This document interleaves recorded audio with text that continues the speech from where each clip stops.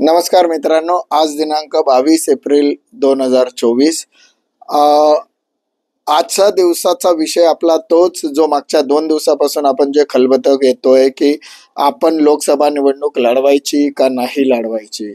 कारण की अनेक लोकांशी माझं चर्चा, सल्लामसलत, कॅल्क्युलेशन्स हे चालूच आहे.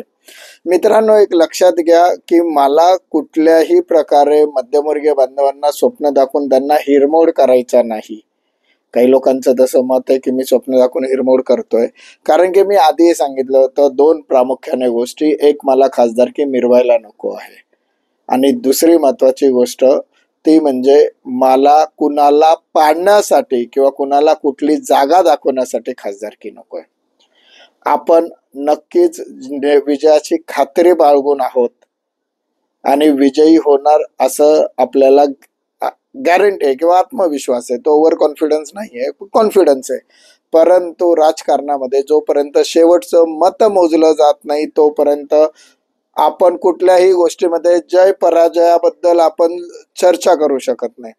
मित्रांनो, याच अनुषंगाने माझं एक मत होतं की आपण राजकारणात कुठलाही स्टेप घेताना मध्यमवर्गीयांचा स्वाभिमान हा अबाधित ठेवूनच आपण स्टेप घेणार. आपल्या सगळ्यांनाही ज्ञात आहे, राजकारणामध्ये अनेक मान्यवर कळत न कळत आपले गुरु, आपले मार्गदर्शक असतात, आणि अशा गुरु आणि मार्गदर्शकांचा सल्ला असल्याशिवाय, सल्ला घेतल्याशिवाय आपण कुठलीही स्टेप घेऊ शकत नाही किंवा घेत नाही. आजही माझ्या गुरूंशी, माझ्या मार्गदर्शकांशी माझं चर्चा झाली. या चर्चेच्या अनुषंगाने पुणे लोकसभा नाही तर दुसरी एखादी लोकसभा सीटसाठी सुद्धा माझा विचार झाला. याच्यातही मला आनंद आहे. त्याविषयी अजूनही चर्चा सुरू आहे. त्याचबरोबर माझ्या मार्गदर्शकांच्या मते पुणे लोकसभा मतदारसंघावर मी ठोस निर्णय आज घ्यावा आणि तो व्हिडिओ टाकावा असंही त्यांनी मला सल्ला दिला होता. या सगळ्या गोष्टींना अनुसरून मी मध्यमवर्गीय बांधवांना काही गोष्टी जाहीरपणे सांगू इच्छितो.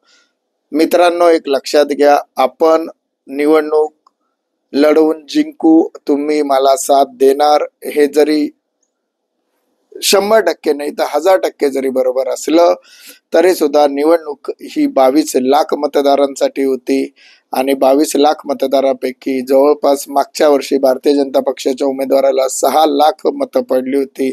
तर यावेळेसही आपल्याला 4.5, 5, 6 लाखापर्यंत पोहोचण्याचं टार्गेट होतं, आणि आपलं कॅल्क्युलेशन 3,90,000 ते 4 लाखाच्या दरम्यान थांबतोय.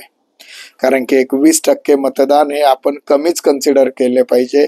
आणि जर आपण 100% आपल्या संपर्कातल्या लोकांचे वोटिंग झालं म्हटलं तरी सुद्धा 5,06,120 एवढंच मतदान आपल्याला होईल असं मला दिसतोय. मागच्या वर्षी माननीय गिरीश बापट, ज्यांना आपण लाडाने प्रेमाने भाऊ म्हणायचो, भाऊंना जवळपास 6.25 लाखाचं मतदान होतं.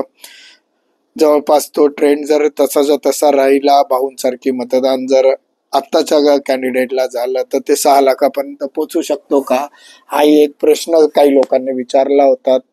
राजकारणात काही होऊ शकतो याच्यावर दुमत नाहीये, याच्यावर आपण दुसरं काही बोलू शकत नाही. तर या सगळ्या गोष्टींच्या अनुषंगाने मला ज्या काही गोष्टी सांगण्यात आल्या, मला सांगितलं गेलं की दुसऱ्या लोकसभेसाठी तुझा विचार करू शकतो. तुझ्या जे मध्यमवर्गीयांचे प्रॉब्लेम्स आहेत, जे याच्या आधी देखील मागच्या 10-12 वर्षापासून तू वेगवेगळे मुद्दे मांडत आला, आणि ते मुद्दे सरकारी दप्तरी रजिस्टर होत गेले आणि त्याच्यावर काम होत गेले. त्यापेक्षा अजून जास्त स्ट्रॉंगपणे ते मुद्दे तू मांड. या सगळ्या मुद्द्यांना आपण न्याय देण्याचा प्रयत्न करू म्हणण्यापेक्षा न्याय देऊच. तुला ज्या काही गोष्टी अपेक्षित आहे मध्यमवर्गीयांसाठी त्या तू कर. मध्यमवर्गीय विकास मंच हे संपूर्ण महाराष्ट्रातच नाही तर संपूर्ण देशामध्ये पसरव. मध्यमवर्गीयांचा आत्मविश्वास हा असाच वाढू दे. जर आपण निवडणूक लढवली, आपण कुठेतरी कमी पडलो तर असं होता कामा नये की आपला आत्मविश्वास कमी होईल. त्यासाठी अजून थोडा वेळ घे, तू तरुण आहेस, यासारख्या अनेक गोष्टी मला सांगण्यात आल्या. त्याचबरोबर जर विचारात घेतला तर मध्यमवर्गीय विकास मंच हे फक्त पुण्यापुरतं नसून हे संपूर्ण महाराष्ट्रासाठी, संपूर्ण देशासाठी, देशातल्या 82% मध्यमवर्गीयांसाठीचा आत्मसन्मान म्हणून समोर येणं हेही गरजेचं आहे, हेही सांगितलं गेलं.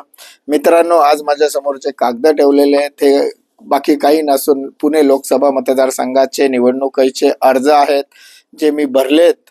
परंतु या सगळ्या गुरुजनांचा ह्याचा विचार आपण घेतला. त्याचबरोबर अजून एक मुद्दा इथं सांगायचा राहिला की अबकी बार 400 पार हा माननीय पंतप्रधानांचा जो नारा होता, त्या नाऱ्यामध्ये पुण्यातून भारतीय जनता पक्षाचा अथवा मिलिंद संपावकर कोणी उमेदवार निवडून आला तरी सुद्धा तो अबकी बार 400 पार मध्येच काउंट केला जाणार आहे, हेही तेवढंच सत्य आहे.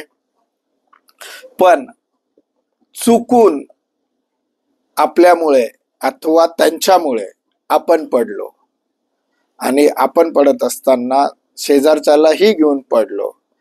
तर आपलं जे स्वप्न आहे देशाच्या विकासासाठी, मध्यमवर्गीयांच्या विकासासाठी, आर्थिक स्थैर्यासाठी, देशाच्या सुरक्षितता अखंडितेसाठी, प्रभू रामचंद्राबरोबर श्रीकृष्ण व भगवान शंकरासाठीचे असे अनेक स्वप्न हे आपले स्वप्न राहता कामा नये. आपण जिथं जो 10 वर्षामध्ये स्टार्ट घेतलेला आहे हा स्टार्ट असाच अबाधित राहावा. मध्यमवर्गीय विकास मंच याला पुढे अतिशय उज्ज्वल दिवस यावे आणि देशाच्या, राज्याच्या राजकारणामध्ये मध्यमवर्गीय विकास मंचाचा सिंहाचा वाटा असावा, खारीचा वाटा नसावा, मध्यमवर्गीयांचा सिंहाचा वाटा असावा. हे जे आपलं स्वप्न आहे, या स्वप्नासाठी चित्त्याप्रमाणे एक लांब उडी मारण्याच्या दृष्टिकोनातून विचार करून मी स्वतः एक पाऊल मागे घेण्याचं ठरवतोय. मी उद्या 23 तारखेला जो हनुमान जयंतीच्या दिवशी माझा निवडणूक अर्ज अपक्ष म्हणून भरणार होतो तो न भरण्याचा विचार केलाय. खरोखर मित्रांनो, हे सांगत असताना दुःखही होतोय आणि आनंदही आहे की ज्यांना आपण गुरु, मार्गदर्शक मानतो त्यांनी ज्या रिस्पेक्टनी एक विनंती केली, त्या विनंतीचा मान म्हणून आजचा हा व्हिडिओ आहे. अदरवाईज अर्ज माझ्या समोर आहे, ॲफिडेव्हिट आहेत, डॉक्युमेंट आहेत, सगळं तयार आहे. फक्त निवडणूक आयोगाकडे अर्ज देऊन द्यायचा आहे. अकाउंट ओपन झालेलं आहे. अकाउंटमध्ये 25,000 रुपये डिपॉझिटसाठीचे भरले गेले. जवळपास 1 लाख रुपयाचा अकाउंटमध्ये बॅलन्स ठेवला गेलेला आहे. तो बॅलन्स मी माझ्या स्वतःच्या सेव्हिंग अकाउंटमधून ट्रान्सफर केला होता. या सगळ्या गोष्टी तयार झालेल्या असताना सुद्धा फक्त आणि फक्त मान्यवरांसाठी, गुरुजनांसाठी, पुण्यासाठी, देशात अबकी बार 400 पार साठी, देशाच्या विकासासाठी आपण स्वतः थोडीशी माघार घेतोय. जो मध्यमवर्गीय माणूस मागचे 76 वर्ष घेत आला, परंतु ही माघार ही चित्त्यासारखी उंच झेप घेण्यासाठीची एक स्टेप माघारी असणार आहे. आपण सगळ्यांना, माझा हा निर्णय काही लोकांना आवडेलही, काही लोकांना आवडणार नाही, पण ज्यांना आवडणार नाही त्यांना मी खात्रीलायकपूर्वक सांगतो, मित्रांनो, पुढच्या 3 ते 4 महिन्यामध्ये तुम्ही म्हणाल की डॉक्टर तुम्ही जो निर्णय घेतला होता तो अतिशय योग्य होता आणि तुम्ही ते करून दाखवलं. मला जे करायचं आहे ते मी कुठलाही खासदार नसताना सुद्धा करून दाखवेल. माझी इच्छा आहे मध्यमवर्गीय विकास मंच हा राज्याच्या राजकारणात सिंहाचा वाटा उचलेल, हा माझा शब्द आहे. 180 दिवस माझ्याकडे आहेत. 288 मतदारसंघ आहेत. विषय इथं संपलेला नाही. अंत नाही, शुरुआत है ये, एवढंच मी सांगेल. आपण नेहमीच बोलत आलोय आणि आताही बोलत राहू, स्वाभिमानाने बोलू. मी मध्यमवर्गीय. नमस्कार, जय हिंद, जय महाराष्ट्र.